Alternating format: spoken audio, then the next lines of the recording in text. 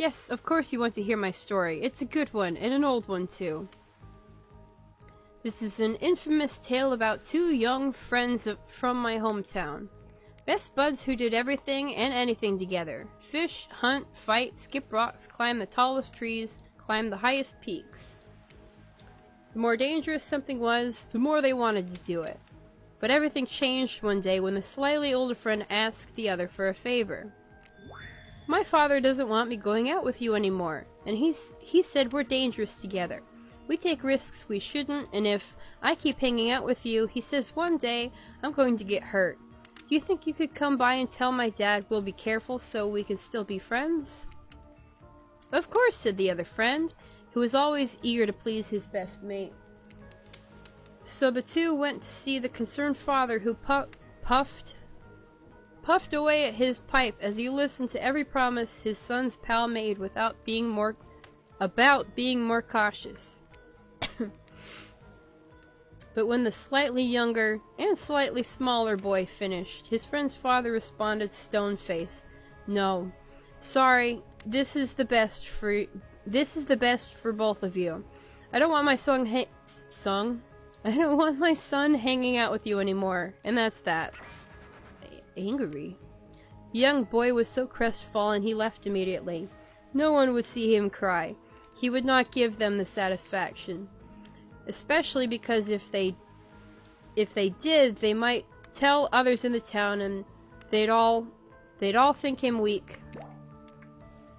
Worse, his own father would never forgive his son for letting others see him that way. Oh no. Evan, did you have a friend?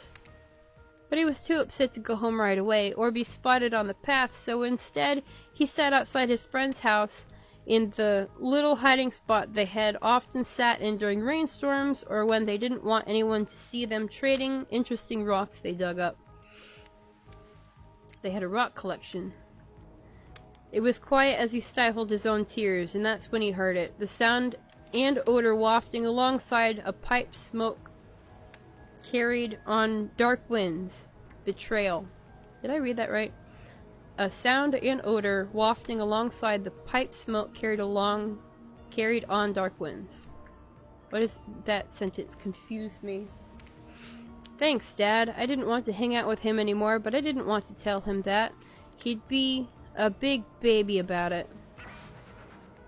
It's okay, I get it. Don't blame you at all either. He's soft and needy.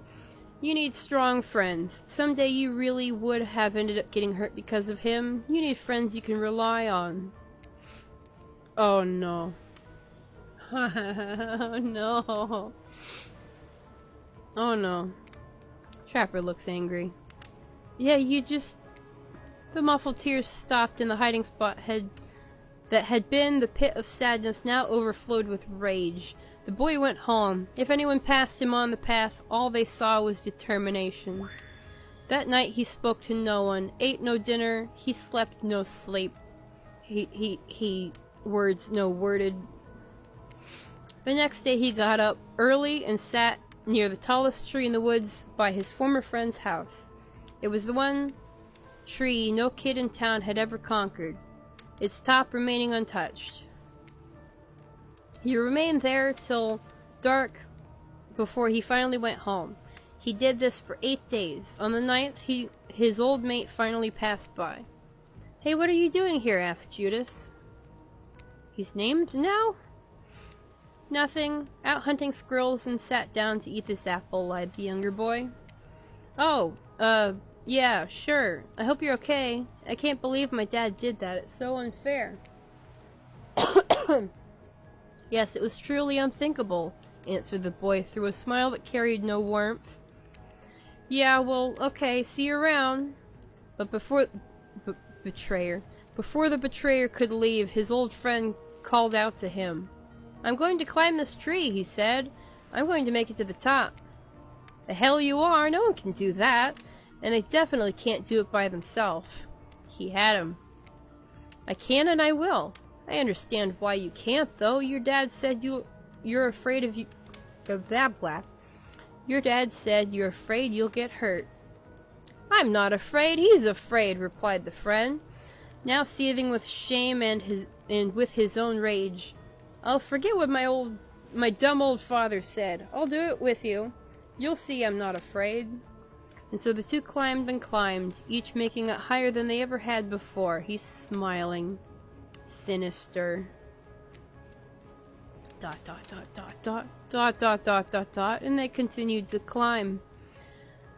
But whether they would have reached the top will never be known, because the turncoat, the boy who had made his father lie for him, fell before he could make it all the way to the top. Some say it was no accident, that his old chum pushed him. But how could he? He was the weak one after all. Of course, such a weak child could never send his best friend to his death. This was an accident, tragic for sure, but nothing more. Of course.